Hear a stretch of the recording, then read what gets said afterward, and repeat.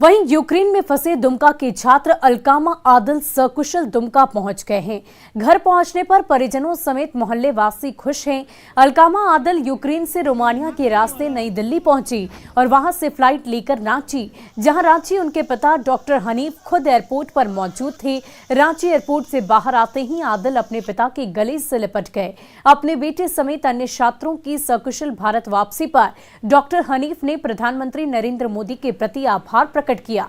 वहीं दिल्ली पहुंचने पर केंद्रीय मंत्री ज्योतिरादित्य सिंधिया ने खुद आदिल से बातचीत की और कहा कि आप लोग बड़े साहस के साथ वापस लौट रहे। वतन वापसी पर आप सभी को बधाई।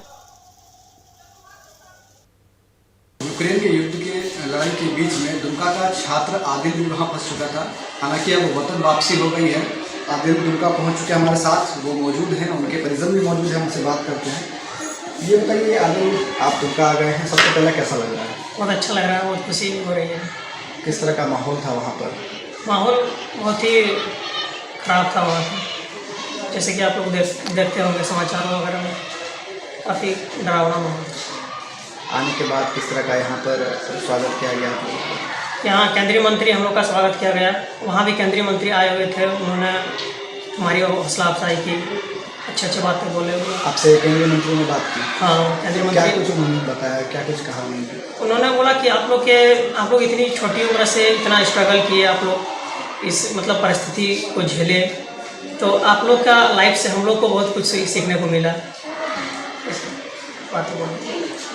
एक बात बताइए, कितने दिन पहले यहाँ दुमका से गए थे आप वहाँ पर पढ़ाई करने के लिए? मेरा करीब 4.5 महीने हो गया था। और जिस तरह से भारत सरकार काम की आप लोग को वापस लाने में, क्या कहेंगे उन लोगों को, उन सरकार को? उनका ये कदम बहुत सराहनीय है। माननीय हमारे प्रधानमंत्री महोदय का मैं आभार व्यक्त करता हूँ। बहुत अच्छा लग रहा है। ये बताइए सर, घर आ गया है बेटा, कैसा लग रहा है? सबसे पहले पिता होने के नाते एक बहुत ज़बरदस्त खुशी हो रही है। जो भय का माहौल था वो ख़त्म हो गया, और ख़ासकर हमारे देश के यशस्वी प्रधानमंत्री जी ने जिस तरह से ऑपरेशन गंगा चलाया और सारे बच्चों को पूरा भारत सुरक्षित लिया बिना पैसे के, अपने खर्च से सरकार वहन की, मैं कुछ भी कहूँगा तो कम होगा। मैं धन्यवाद देता हूँ ऐसे प्रधानमंत्री जी को, जिन्होंने हमारे भारतीय छात्रों के साथ इतना अच्छा किया। यूक्रेन से लौटने के बाद अलकामा आदिल बहुत ही खुश हैं। उनके परिजन भी लगातार भारत सरकार को धन्यवाद कर रहे हैं। जितेश कुमार, न्यूज़ 18, दुमका। वहीं लोहरदगा के युवक संदीप चौधरी यूक्रेन से लौटे हैं। संदीप ने बताया कि वो हंगरी के रास्ते वापस लौटे। इंडियन एम्बेसी ने सभी छात्रों का ख्याल रखा। संदीप ने केंद्र सरकार का आभार भी व्यक्त किया।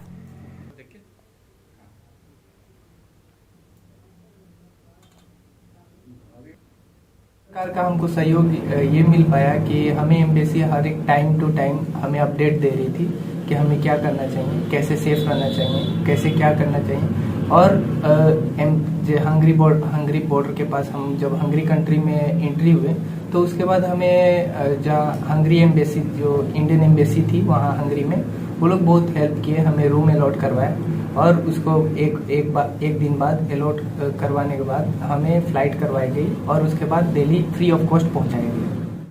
साथ ही यूक्रेन में फंसे अनिमेश की भी घर वापसी हो गई। कतरास के छाताबाद के अनिमेश के घर पहुंचते ही मां की आंखों से आंसू छलक उठे। अनिमेश के परिजनों ने राहत की सांस ली। वहीं अनिमेश ने केंद्र सरकार और राज्य सरकार को धन्यवाद दिया, साथ ही अपनी आपबीती भी सुनाई।